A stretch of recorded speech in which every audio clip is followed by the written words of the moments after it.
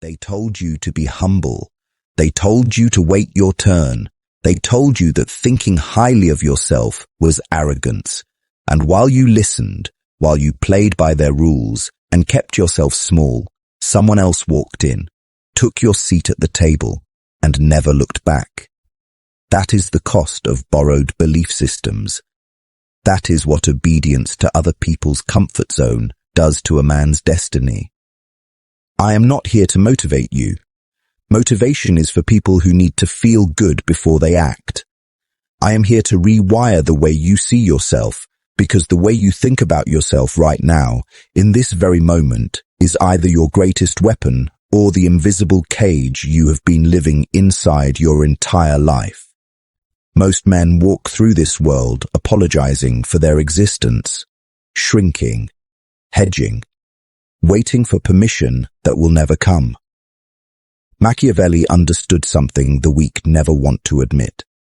The world does not respond to who you are. It responds to who you believe you are. And today, that belief changes. Drop a comment right now and type the words, "I move in silence and let my results speak." Number 2, the identity shift. Here is the first truth no one is brave enough to tell you. You are not behind. You are not broken. You are not too late. You have simply been operating under a false identity, one that was carefully installed in you by people who were afraid, consciously or unconsciously, of what you would become if you ever truly saw yourself with clarity. Your parents, your teachers, your environment, your childhood friends who called your ambition pride. They did not always lie to you with malice. Most of them lied to you with love. But understand this without sentiment and without exception. A comfortable lie, no matter how warmly it was delivered, is still a cage. And a cage is a cage whether it is made of iron or of good intentions. Machiavelli wrote that a man must be willing to see the world as it is, not as he wishes it to be. Now apply that same ruthless clarity inward. Stop seeing yourself as the man who needs things to go right. Start seeing yourself as the man who makes things go right. That single shift in self-perception is not arrogance. It is not ego. It is the fundamental psychological rewiring that separates the powerful from the permanent spectators of life. The spectators are always watching, always commenting, always waiting for the right moment that never arrives. The powerful man does not wait for the room to validate him. He walks in and becomes the standard by which the room is measured. And here is what makes this so dangerous for the people around you. When you change how you see yourself at the deepest level, you stop being manageable. You stop being predictable. You stop being the man they could count on to shrink when pressure was applied. The world has a system for keeping men in place, and that system depends entirely on you believing you are less than what you are. The moment you stop believing that, the entire system loses its grip. Think of yourself as the architect, never the raw material. Decide your own dimensions, because the world cannot place you where it wants you if you have already decided with unshakable certainty exactly where you belong. Number 3, the psychology of self-perception. Let us talk about what dark psychology already knows. What the manipulators, the power brokers, the ones who move silently at the top of every room have always known, and what they pray every single day that you never figure out. Self-perception is not just confidence. It is not just a mindset. It is a signal, a transmitter, a frequency that your entire being broadcasts into every room you enter, every negotiation you sit across, every conversation you engage in, every person who dares to look you directly in the eye. People do not read your resume first. They do not read your credentials, your background, your achievements, or your intentions first. They read you first, and they make a decision, often in under 4 seconds, about whether you are someone to be leveraged or someone to be respected. That decision, made in silence and never spoken aloud, will determine how every interaction with that person unfolds from that moment forward. Here is what makes this even darker. The men who are taken advantage of most in this world are not always the weakest men in the room. They are the men with real ability, real intelligence, real potential, who simply never learned to project the self-image that matches what they are actually capable of. They undersell themselves in salary negotiations. They over-explain themselves in rooms where silence would have served them better. They laugh nervously when they should be sitting still. They ask for permission when they should be making decisions. And the predators in the room, the ones who have studied human behavior with cold precision, they spot this immediately. They do not see a humble man. They see an opportunity. Machiavelli understood that perception is not a vanity. It is a survival tool. The prince who is perceived as strong even before he has proven his strength commands a different reality than the prince who waits for proof to precede his power. You must understand this about yourself. How you see yourself is how you present yourself. How you present yourself is how the world processes you. And how the world processes you determines every door that opens and every door that stays permanently shut. Drop a comment right now and type the words, "I am the signal, not the noise." Because that is exactly what you are becoming. Number 4, the cold truth about power. Now we go deeper. And this is where most people will feel uncomfortable, because what I am about to tell you cuts directly against everything the modern world has been conditioning you to believe. Power is not given. It is never granted by committee, never handed down by institutions, never gifted to you because you were loyal, patient, or deserving. Power is assumed. It is claimed. It is taken by the man who decides, in the absolute silence of his own mind, that he is no longer available to live beneath his own potential. And that decision, that cold, quiet, unannounced internal declaration, is where every transformation of consequence in human history has actually begun, not in the boardroom, not on the stage, in the private darkness of a man's own thinking. Here is what the powerful understand that the powerless never want to accept. The world is not a meritocracy. Let that land. The world does not automatically reward the most talented, the most hardworking, the most morally deserving man in the room. It rewards the man who has mastered the art of positioning. It rewards the man who understands that reality is, to a significant degree, a negotiation, and in that negotiation, the man who walks in having already decided his own value, who does not flinch when challenged, who does not collapse when ignored, who does not shrink when the room pushes back, that man consistently walks away with more than the man who simply hoped his effort would speak for itself. Effort is invisible until it is framed by identity. And identity is something you construct deliberately, or it is constructed for you by default. Machiavelli wrote that it is better to be feared than loved, if you cannot be both. People have debated that line for centuries, mostly missing the point entirely. He was not talking about cruelty. He was talking about certainty.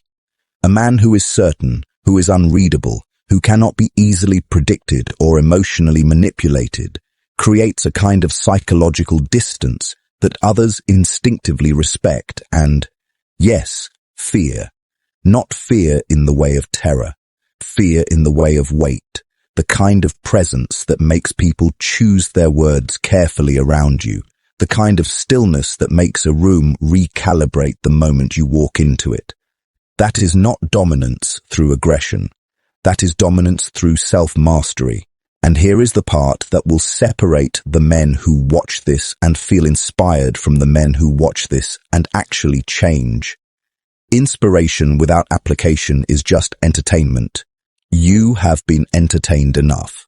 What you need now is a standard, a non-negotiable internal standard for how you see yourself, how you carry yourself, and what you are willing to accept from the world around you. The man without a standard is a man who can be moved by any wind that blows. The man with an unshakable internal standard becomes the wind itself. Everything around him adjusts. Everything around him reorganizes. not because he demanded it loudly, but because his certainty left the world no other option. Drop a comment right now and type the words, "I do not chase, I attract, I do not beg, I become."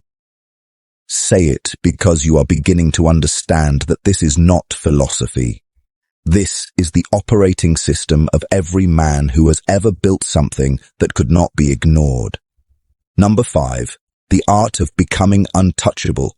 Let me tell you what untouchable actually means, because the word gets misused constantly by people who think it means invincible, immune to pain, beyond consequence. That is not what it means. Untouchable does not mean nothing can reach you. It means nothing can move you without your permission. It means you have built such a fortified, clearly defined, unshakable sense of who you are and what you stand for, that the chaos of the outside world, the opinions, the betrayals, the setbacks, the noise, all of it crashes against you like water against stone. It does not penetrate. It does not redirect you. It simply falls away, and you remain exactly where you decided to be, exactly who you decided to become. That is the architecture of the untouchable man. Now understand something critical. The world will test this, not once, not twice, continuously, because the world and the people in it are always probing for weakness, always searching for the edge where your confidence ends and your insecurity begins. This is not paranoia. This is the honest observation of human nature that Machiavelli built his entire philosophy upon. People, consciously and unconsciously, push against boundaries to discover whether those boundaries are real or merely decorative. The man who folds under that pressure teaches the world exactly how to handle him. The man who holds, who does not explain himself, who does not over-justify his position, who simply remains unmoved, that man teaches the world something entirely different. He teaches it that there are no edges to find, that the boundary extends as far as the eye can see, and people by nature do not endlessly push against something that shows no sign of yielding.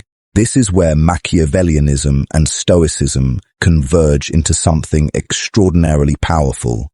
The Stoics taught that the only domain truly under your control is your own mind, your own judgment, your own response to what life places in front of you. Machiavelli taught that the man who masters his external positioning, who understands how power flows and how perception shapes reality, becomes a force that bends circumstance rather than being bent by it.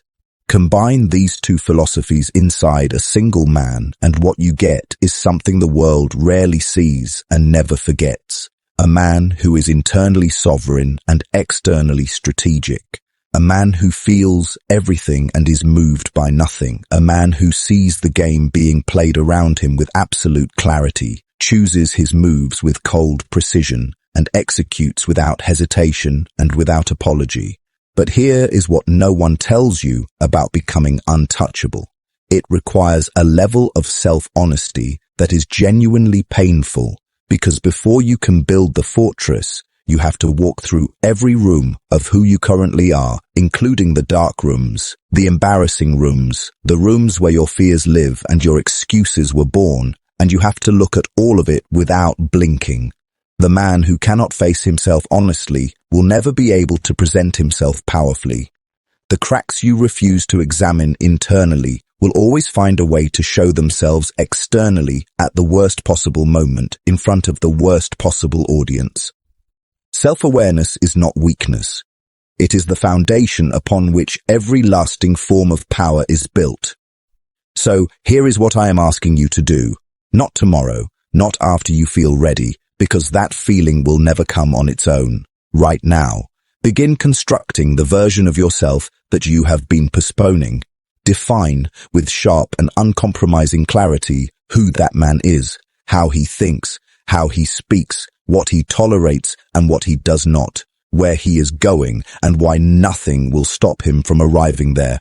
Write it down if you have to. Speak it out loud in the silence of a room where no one can hear you, because the declaration matters, the internal commitment matters. It is the first stone laid in the foundation of the untouchable identity you are building.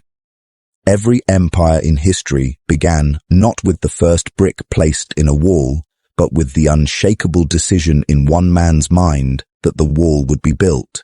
You are that man. This is that moment.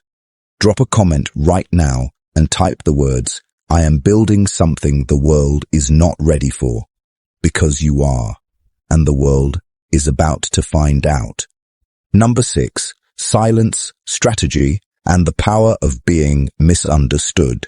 Here is something the powerful have known for centuries that the average man has never been taught and will likely spend his entire life without understanding. Silence is not emptiness. Silence is not weakness. Silence is not the absence of something. Silence is a weapon. It is arguably the most sophisticated, the most misunderstood, and the most underutilized weapon in the arsenal of any man who is serious about accumulating and protecting his power. The man who has mastered silence has mastered something that most human beings are constitutionally incapable of.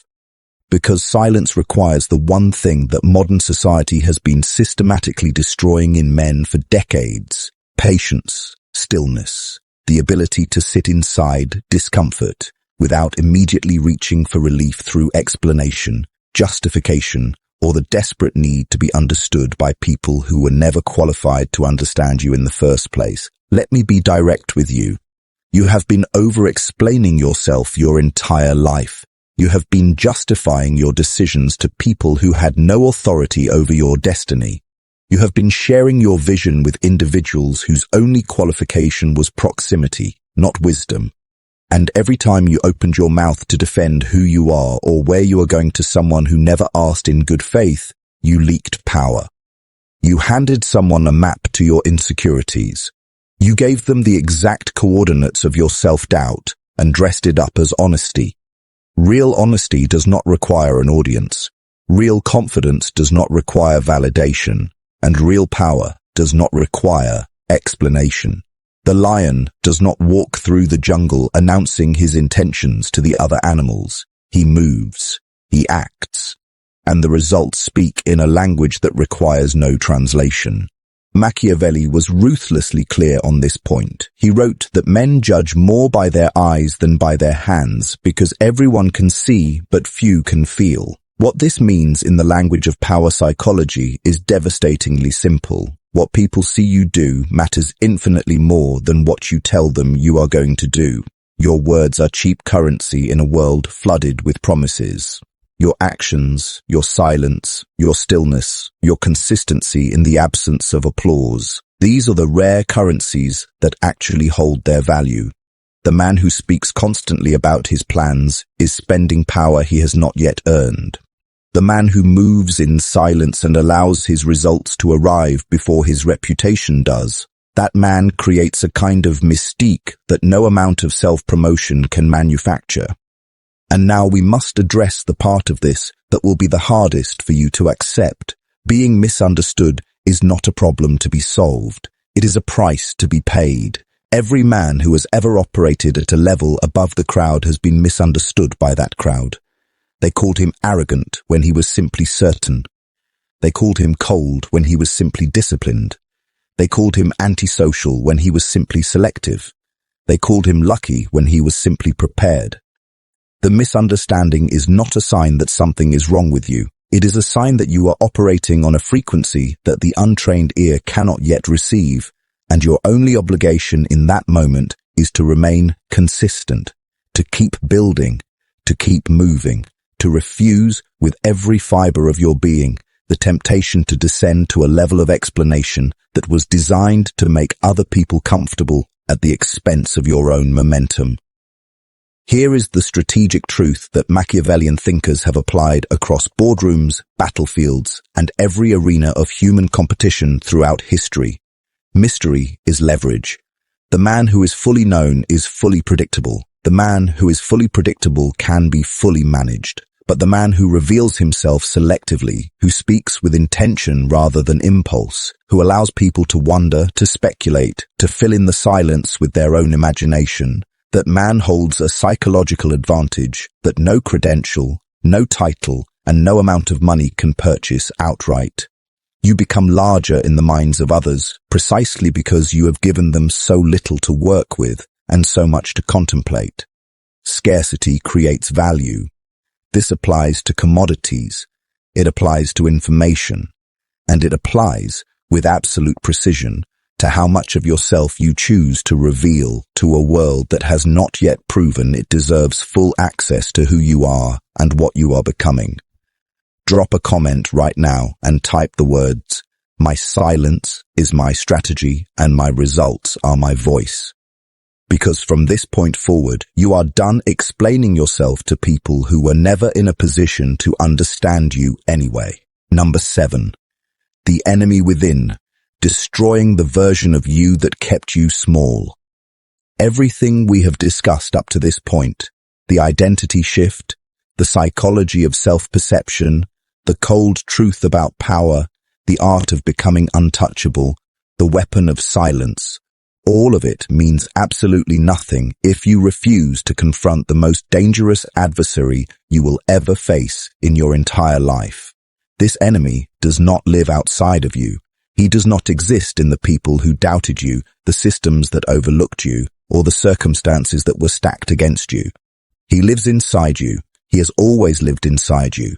And he is extraordinarily sophisticated because he does not attack you with aggression. He does not come at you loudly or obviously. He comes at you quietly, reasonably, and often in a voice that sounds frighteningly similar to your own. He is the version of you that kept you small, the version that convinced you to wait, the version that dressed fear up as wisdom and called hesitation careful thinking, the version that whispered you are not ready every single time you stood at the edge of something that could have changed your life. This internal enemy is the product of every limitation ever placed on you that you eventually stopped fighting and started believing.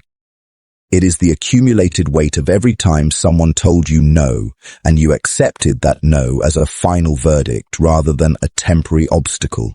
It is the psychological residue of every failure you experienced and then used as evidence to build a case against your own potential. And here is what makes this enemy so devastatingly effective. He does not need to defeat you in a single battle. He simply needs to delay you long enough that the delay itself becomes your defeat. He needs you to wait one more day, one more month, one more year, until the accumulated weight of waiting has quietly crushed the ambition out of you so completely that you forget it was ever there to begin with. Machiavelli understood that the most catastrophic losses in the arena of power are not the ones inflicted by external enemies. They are the ones that occur when a man becomes his own opposition, when his internal resistance is more powerful than his external drive, when the voice inside that says, "Who are you to want this?" is louder than the voice that says, "I was built for exactly this." The prince who cannot govern himself cannot govern anything else. The man who has not conquered the territories within his own mind will always be conquered by the territories outside of it. This is not metaphor. This is the most practical and applicable truth in the entire philosophy of power. So, what does it actually take to destroy the version of you that kept you small?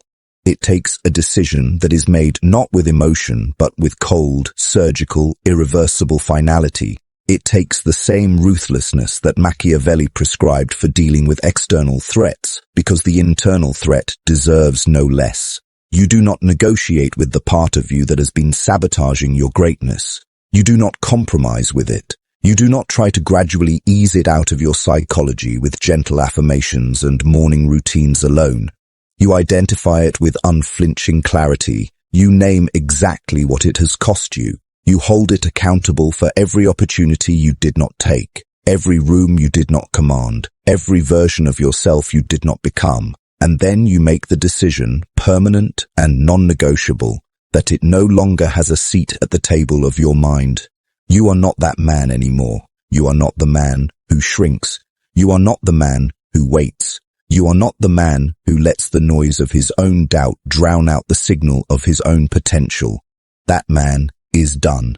That chapter is closed. And what rises in his place is something the world around you is going to have to learn to reckon with entirely. Drop a comment right now and type the words, "I have outgrown the version of me that was afraid." Because that statement is not just words. It is a burial, and it is long overdue. Number 8. The Machiavellian standard. How the powerful truly live. Now we arrive at something that most self-improvement content will never take you to, because most self-improvement content is designed to make you feel better, not to make you more effective. And there is a profound and consequential difference between those two things. Feeling better is temporary. Being more effective is structural. Feeling better requires external stimulation, a motivational video, an inspiring quote, a moment of emotional elevation that fades by Tuesday morning. Being more effective requires something far less comfortable and far more permanent. It requires the adoption of a standard, not a goal, not a vision board, not an affirmation, a standard. And understanding the difference between a goal and a standard is one of the most important cognitive shifts you will ever make in your pursuit of genuine, lasting, unshakable power. A goal is something you reach for. A standard is something you refuse to fall below. A goal exists in the future, which means it is always at a distance, always slightly out of reach, always dependent on circumstances aligning in your favor. A standard exists right now, in this moment, in every decision you make, every boundary you enforce, every situation you choose to engage with or walk away from. The powerful man does not wake up every morning chasing a goal. He wakes up every morning maintaining a standard, and that standard governs everything. How he spends his time, who he allows into his inner circle, what conversations he participates in, what energy he tolerates in his environment, what he is willing to accept from others, and more importantly, what he is willing to accept from himself. The standard is the architecture of his entire existence, and it is non-negotiable in a way that goals simply never are. Machiavelli observed that the greatest leaders in history were not the most talented men of their era. They were the men who held the highest standards for themselves and then created environments, alliances, and systems that enforced those standards relentlessly. They understood that talent without discipline is potential that never matures, that intelligence without direction is energy that dissipates, that ambition without a governing standard is a fire that burns everything, including the man who lit it. The Machiavellian standard is not about perfection. It is about direction. It is about the absolute refusal to drift, the refusal to let a bad week become a bad month, the refusal to let one compromise open the door to a cascade of compromises that slowly dismantle everything you have built inside yourself. Here is what living by a Machiavellian standard actually looks like in practice, stripped of all romanticism and delivered with the cold clarity this philosophy demands. It means you are the hardest person in your own life to satisfy. It means you hold yourself to a level of accountability that you would never need to impose on others because you impose it on yourself first and without mercy. It means that mediocrity is not a phase you pass through on the way to greatness. It is an identity you reject so completely that it no longer feels like an option. It means you build your day, your relationships, your decisions, and your environment around the man you are becoming rather than the man you have been. And it means you do this consistently, quietly, without applause, without an audience, and without the need for anyone to acknowledge the weight of what you are carrying or the discipline it takes to carry it with grace. Because here is the final and most powerful truth about the Machiavellian standard. The world will eventually reflect it back to you, not immediately, not on your preferred timeline, but inevitably, because the world, despite all its chaos and its apparent randomness, is in fact deeply responsive to the internal standards of the men who move through it with conviction. When you raise your standard, You raise the quality of everything that is able to reach you. You raise the quality of the opportunities that find you, the people who are drawn to you, the results that begin to accumulate around you. The world does not rearrange itself for the man who wishes things were different. It rearranges itself slowly and then all at once for the man who has decided, at the level of identity, at the level of standard, at the level of non-negotiable internal law, exactly who he is and exactly what he will and will not accept from life. Drop a comment right now and type the words, "My standard is my identity and my identity is untouchable." Because that is not a statement about where you are going. That is a declaration about who you already are. Number 9.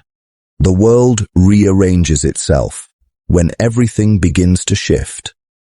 This is the part where everything we have built across this entire conversation converges into a single, undeniable truth. The truth that the title of this video pointed toward from the very beginning. The truth that Machiavelli understood, that the Stoics understood, that every man who has ever risen from obscurity to consequence has discovered, not through inspiration, but through lived and often painful experience. When you genuinely, fundamentally, and irreversibly change the way you think about yourself, the world does not just respond, it rearranges, not metaphorically, not poetically, structurally.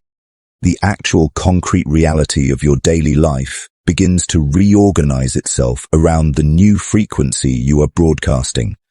The opportunities that were always present but invisible to your old identity suddenly become visible. The people who belong in your next chapter begin appearing while the ones who belonged in your last chapter naturally begin to fall away. The doors that seemed permanently closed reveal themselves to have simply been waiting for a knock from a man who believed he had the right to enter. Understand what is actually happening when this shift occurs. It is not magic. It is not the universe conspiring romantically on your behalf. It is something far more precise and far more powerful than that. It is the mechanical, inevitable consequence of a man operating from a new and higher internal reference point. When your self-perception changes, your behavior changes. When your behavior changes, your decisions change. When your decisions change, your actions change. And when your actions change, with enough consistency, enough conviction, and enough cold strategic intention behind them, your results change. And changed results, compounded over time, produce a changed reality. This is not mysticism. This is the physics of personal power applied with Machiavellian precision. But here is what you must understand about this rearrangement. It will not always feel like reward in the early stages. Sometimes it will feel like loss. People will exit your life who cannot match your new standard. Situations you once tolerated will become unbearable because your identity has outgrown them. Comfort zones that once felt safe will begin to feel like suffocation because the man you are becoming cannot breathe in the spaces the old you was content to inhabit. Do not mistake this discomfort for failure. It is not failure. It is friction. It is the necessary resistance that accompanies every genuine transformation of consequence. The snake does not mourn the skin it sheds. It moves forward, new and unburdened, into territory it could not have accessed before. You are in that process right now. The shedding is not the end. It is the beginning of the version of you that the world is about to meet for the very first time. Number 10. The final decree. Become what the world cannot ignore. This is where it ends, and this is where you begin. Everything you have heard across these 9 parts was not philosophy for the sake of philosophy. It was not intellectual exercise or motivational decoration. It was a dismantling, a deliberate, surgical dismantling of every false belief, every borrowed limitation, every comfortable lie that has been standing between you and the version of yourself that was always meant to exist. You came into this video as one man. If you were truly listening, if you allowed every word to land where it was aimed, you are leaving as something different, something sharper, something quieter, something that the world is going to have to reckon with on entirely new terms. Machiavelli did not write for the masses. He wrote for the man who was ready, the man who could handle the cold truth, delivered without sentiment, without softening, without the warm padding of false comfort. That man is you. That has always been you. The only thing that ever stood between you and your own power was the way you chose to think about yourself. And now that choice has changed. The thinking has changed. And as we have established, with cold and unshakable certainty, when the thinking changes, the world rearranges itself accordingly. So go now, move in silence, build without announcing, rise without permission, and become so undeniably, so completely, so powerfully yourself that the world has absolutely no choice but to make room for you. Drop a comment right now and type the words, "I think differently now." The world will feel it. Because it will. If this video reached something real inside you, hit that like button, subscribe to Machiavelli-inspired, and turn on notifications so you never miss what comes next. The next lesson is already waiting, and so is the next version of you.